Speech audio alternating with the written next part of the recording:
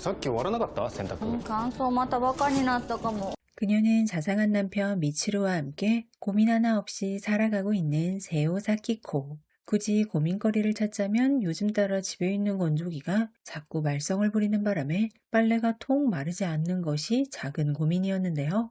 俺のTシャツは乾いてないかも。 같은 동네의 또 다른 집. 그는 아내 아즈사 그리고 어린 아들 쇼와 함께 평범한 가정을 이루고 살아가고 있는 소노다 이치키. 普通旦那が家にいるの嫌になってくるんだけど。 출판사에 근무하고 있는 세호는 점심시간이 되자 함께 일하는 동료와 밖으로 나왔는데요. 직장 생활을 하는 그녀와 달리 남편 미치루는 작은 카페를 운영하고 있다 보니 두 사람의 휴일은 좀처럼 맞지 않았습니다. いらっしゃいませ。どうぞ。 한편 식품회사에서 일하고 있는 소노다는 샘플로 남은 휘낭시에를 집에 가져가라는 동료의 얘기를 들었지만 고개를 저으며 フィナンシェ好きじゃないのよ。 그 시각 동네 작은 헌책방에서 아르바이트를 하는 중이었던 아내 아지사. 판매용 서적을 읽고 있는 그녀를 향해 점주가 장난스럽게 나무라자 그녀는 배시시 웃어 보이면서 スリリングでいいんですよ。買われちゃうとしおりも持ってかれちゃうから。 헌책방 점주는 손님이 두고 간 선물이 들어왔다며 자신은 간식을 잘 먹지 않으니 먹으라며 휘낭시에를 아즈사에게 내밀었는데요. 남편의 얘기와는 달리 好きです。いただきます。 세호에게 내일은 출판사 잡지 마감일인 셋째 주 금요일이었습니다. 한 달 중 가장 눈코 뜰 새 없이 바쁜 날이었지만 남편 미츠루에게는 정기 휴일이었는데요. 왜 하필 금요일에 쉬느냐고 물어보았으나 남편 미치루는 덤덤하게 変えたいんだけど常連さんもいるから。 마침내 다가온 셋째 주 금요일. 빨래 가방을 짊어진 아즈사는 어린 아들 쇼를 유치원에 보낸 후 어디론가 향했고 마찬가지로 빨래 가방을 든 휴일의 미치루 역시 동네 코인 세탁소로 발걸음을 옮겼습니다. 乗り切っおた。疲れさん。 지옥 같은 마감을 마치고 녹초가 되어 집에 돌아온 세호에게 오늘 하루 출근을 하지 않고 쉬었던 남편 미치루는 언제나처럼 따뜻한 저녁을 챙겨주었습니다. 遅かったね。忙しかった。 역시 바쁜 하루를 보내고 퇴근한 소노다. 아내 아즈사는 그를 위해 식사를 준비해주겠다고 했지만 무거운 표정으로 그녀를 바라보는 소노다는 무언가 할 말이 있어 보입니다. じゃあそれですよ。 다음날 아침 동네 코인 세탁소에서 소노다가 빨래를 돌리고 있던 중 들어온 것은 바로 세호. 이곳 세탁소를 자주 이용하던 소노다는 기계 앞에서 어리버리하게 헤매고 있는 그녀에게 다가가 あ、小銭ありますよ。いいですいいです。 남는 잔돈이 애매했던 소노다는 세호의 건조기 기계에 동전을 대신 넣어주었고 이를 계기로 자연스럽게 대화를 나누게 되었던 두 사람. うちの洗濯機乾燥の調子が悪くてここにコインランドリーがあるって教えてくれたんで。 소노다 역시 이곳에서 세탁과 건조를 마치면 수건이 아주 폭신폭신해져서 기분이 좋아진다면서 で妻がこの乾燥機使ったって言ってたんで。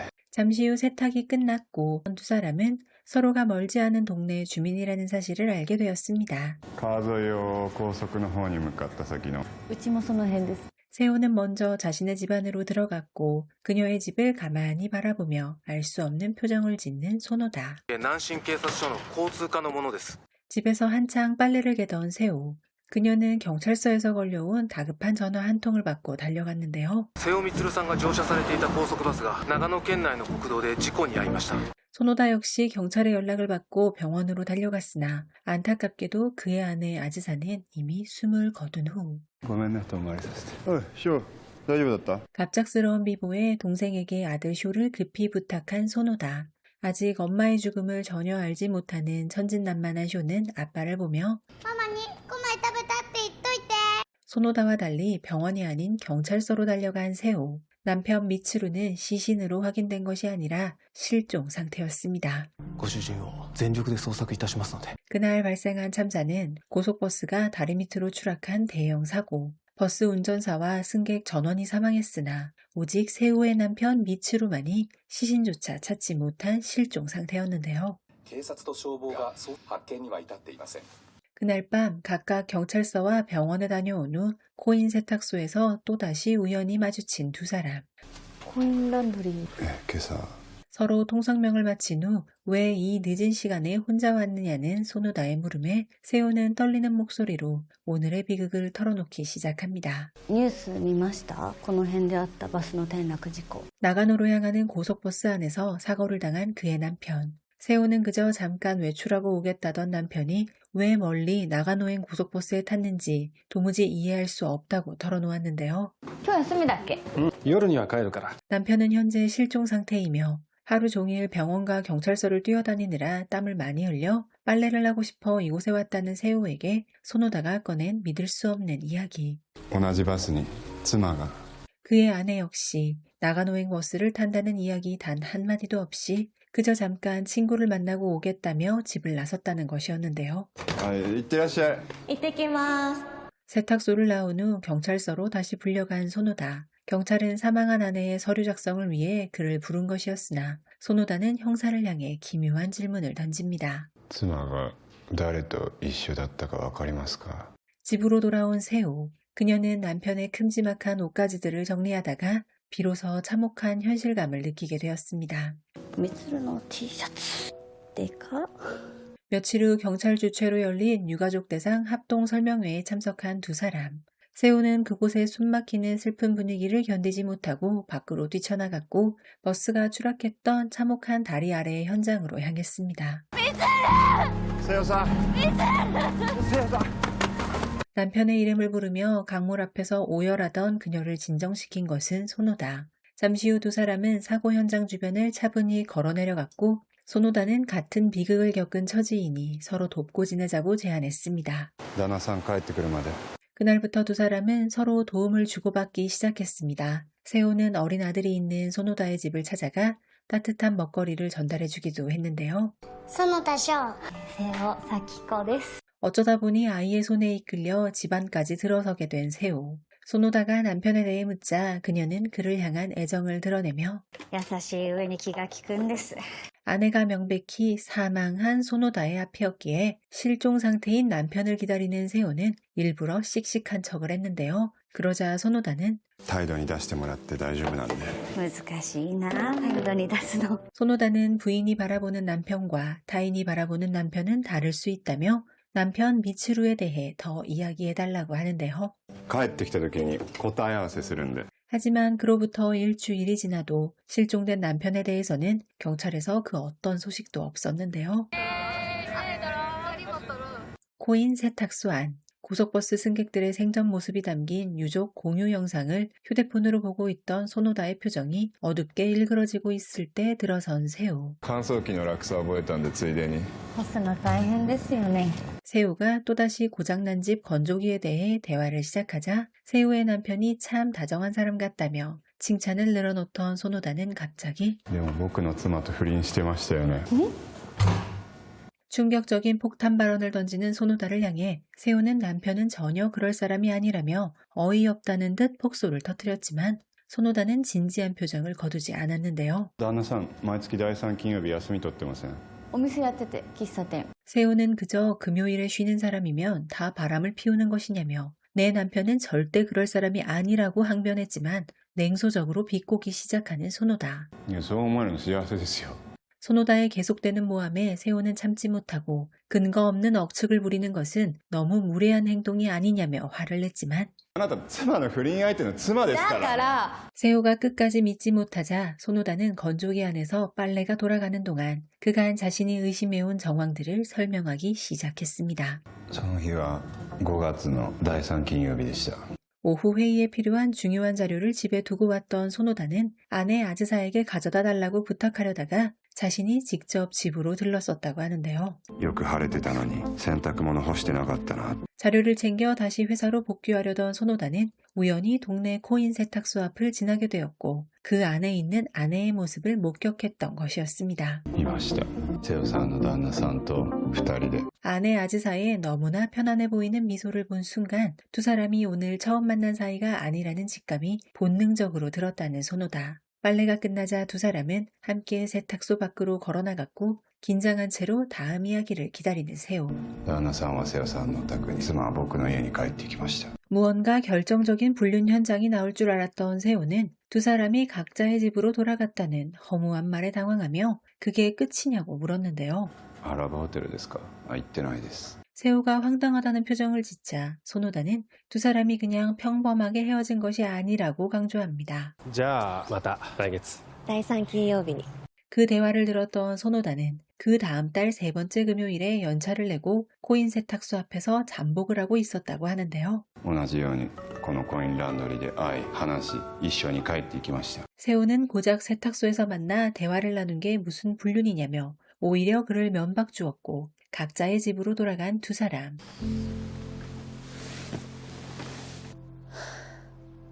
한편 아내가 죽고 홀로 어린 아들을 키우게 된 소노다는 모든 것이 서툴러 실수연발이었는데요.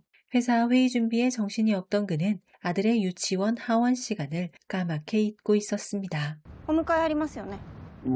급히 나고야에 사는 동생에게 부탁하려 했으나 동생 역시 너무 바빴고 결국 소노다는 염치를 불구하고 세호에게 도움을 청할 수밖에 없었습니다. お疲れ様です。本当に申し訳ありませんでした。 아이를 데리러 퇴근 후 그녀의 집으로 향한 소노다. 두 사람은 자연스럽게 각자의 배우자에 대한 이야기를 나누게 되었고 미츠루와 아즈사 모두 어린 시절 부모의 사랑을 제대로 받지 못하고 자란 결핍이 있었다는 사실을 발견하게 되었는데요. そういう境遇も似てたから喪失を埋めるように惹かれ合って 억측하지 말라며 세탁소에서 대화한 게 전부이지 않느냐는 세호의 말에 소노다는 두 사람이 사건 당일에 같은 고속버스에 탄 것은 결코 우연이 아니라면서 隣同士に座ってました。 유족 중 한 명이 공유해진 사고 직전의 생전 영상. 그의 말대로 두 사람은 버스 안에 빈자리가 수두룩한데도 굳이 나란히 옆자리에 앉아 있었습니다. 소노다는 아내도 그녀의 남편도 그날 나가노로 간다는 이야기를 절대 하지 않았다며 言わないって言えないってことです。 하지만 세호는 자신의 남편 미츠루와 그의 아내 아즈사는 워낙 좋은 사람들이었기에 절대 불륜을 저지를 사람들이 아니라며 그에게 제안합니다. こっちで証拠集めてすっきりしましょう。 소노다는 그러다 정말 불륜일 경우에는 감당하기 힘들 수도 있다고 경고했지만 세호는 굳은 표정으로 애써 긍정적인 척. 恋愛に踏み出しやすくなるっていう特典があります。 다음날 다시 만난 두 사람. 각자의 배우자의 마지막 행적을 추적하기 위해 미츠루가 운영하던 카페로 향했습니다. 카페 아르바이트생 나오토는 기억을 더듬어 보더니 사장님이 세 번째 금요일마다 늘 선약이 있다고 말했던 기억을 떠올렸는데요. 年明け前だったと思います。12月と。 나오토의 얘기를 듣고 두 사람의 관계가 최소 반년 이상 이어졌음을 확인한 세호와 소노다. 이번에는 아즈사가 일하던 헌책방으로 향했습니다. 헌책방 사장은 소노다가 낯선 여자와 함께 들어오는 모습을 보자 씁쓸한 표정을 지으며 切り替え早いね。 오해를 풀기 위해 세호가 그녀 역시 버스 사고 희생자의 유족일 뿐이라고 설명하자 사장은 고개를 끄덕이더니 埋めるように惹かれ合った。 농담인 듯 진담인 듯 뼈있는 말을 던지던 사장은 생전 아즈사가 아르바이트하는 틈틈이 깊게 읽던 책이라며 소노다에게 책 한 권을 건넸습니다. どんな話ですか？不倫の話。 두 사람의 얼굴이 굳어지자 사장님은 불륜 소설을 읽는다고 모두 불륜을 하는 것은 아니니 오해 말라고 했고 세호는 ホラー好きな人がみんなお化けってことないですもんね。なんだそれは。 소노다는 혹시 아즈사가 그날 왜 나가노행 고속버스에 탔는지 들은 것이 있느냐고 물었으나 사장은 차갑게 선을 그으며 死んだってプライバシーは守られるべきだと思いますよ。 혼자 집으로 돌아가던 소노다는 문득 세상을 떠난 아즈사와의 한때를 떠올렸습니다. 생전 그녀는 아이가 잠들었다며 소노다를 유혹하려 했으나 그는 그것이 없으니 안 된다고 노를 외쳤는데요. ああ、いいよ、夫婦なんだから。 아무래도 상관없지 않느냐는 아즈사의 말에 소노다는 지금은 둘째를 가질 시기가 아니라며 그녀에게 大変だったよ。入学とか卒業とか重なって。 흥이 팍 식어버린 아즈사. 그녀는 모든 일에 계획이 있는 소노다를 향해 핀잔을 주면서 いうものが本当に好きだね。